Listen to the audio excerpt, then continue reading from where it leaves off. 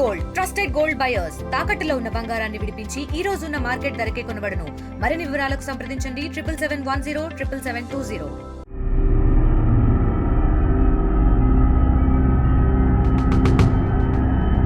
ప్రపంచ దేశాలపై dragon country China తన దొంగ బుద్ధిని చూపిస్తూనే ఉంది. ఏదో విధంగా ప్రపంచ దేశాల ఆర్థిక వ్యవస్థను దెబ్బతీయాలని చూస్తోంది. ఈ క్రమంలోనే ఆగ్రో టెర్రరిజానికి తెరలేపింది చైనా.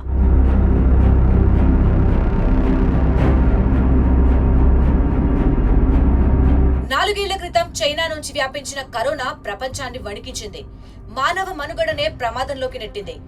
ఇప్పుడు చైనా ల్యాబ్ నుంచి మరో డేంజరస్ ఫంగస్ బయటకొచ్చింది. పుసేరియం గ్రామినేరియం అనే ఫంగస్ ని చైనా అభివృద్ధి చేసింది.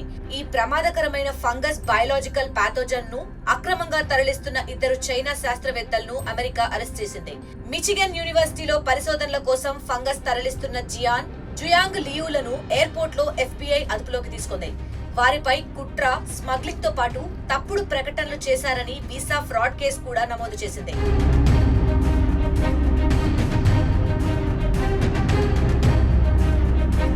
శాస్త్రీయంగా ఈ బయోలాజికల్ పాథోజన్ ను ఆగ్రో టెర్రరిజం వెపన్ గా వినియోగిస్తారని అమెరికా ఆరోపిస్తోంది. ఈ ఫంగస్ సోకితే పంటలు చనిపోవడమే కాకుండా భారీ స్థాయిలో ఆర్థిక నష్టం వాటిల్లుతుందట. ముఖ్యంగా గోధుమ, బార్లీ, మొక్కజొన్న, వరి పంటలపై దీని ప్రభావం ఎక్కువగా ఉంటుంది. దీంతో బిలియన్లలో నష్టం జరిగే అవకాశం ఉందని అమెరికా ఆరోపిస్తోంది.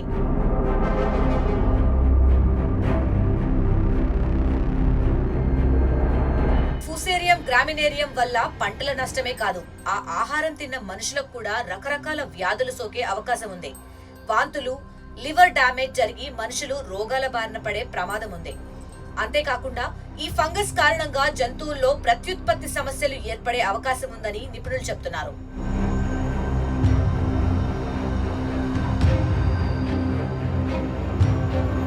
ఇక FBIకి చిక్కిన చైనా శాస్త్రవేత్త లియూ గర్ల్ ఫ్రెండ్ జియాన్ గతంలో మిచిగన్ యూనివర్సిటీ ల్యాబ్ లో పనిచేసింది.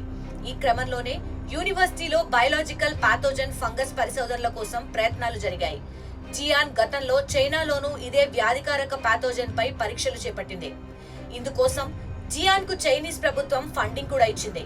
అలాగే చైనీస్ కమ్యూనిస్ట్ పార్టీలతోనూ జియాన్ కు సంబంధాలు ఉన్నట్లు కూడా తెలుస్తోంది.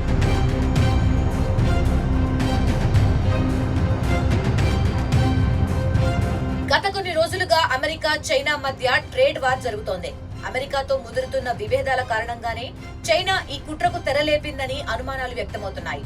ట్రేడ్ వార్ కాస్త బయోలాజికల్ వార్ గా మారిందని ఆరోపణలు వెల్లువెత్తుతున్నాయి.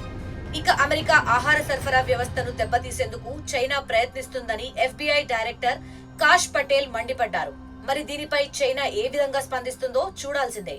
అలాగే ఈ ఘటనతో చైనాపై అమెరికా ప్రెసిడెంట్ ట్రంప్ ఎలాంటి నిర్ణయం తీసుకుంటారనేది ఆసక్తికరంగా మారింది.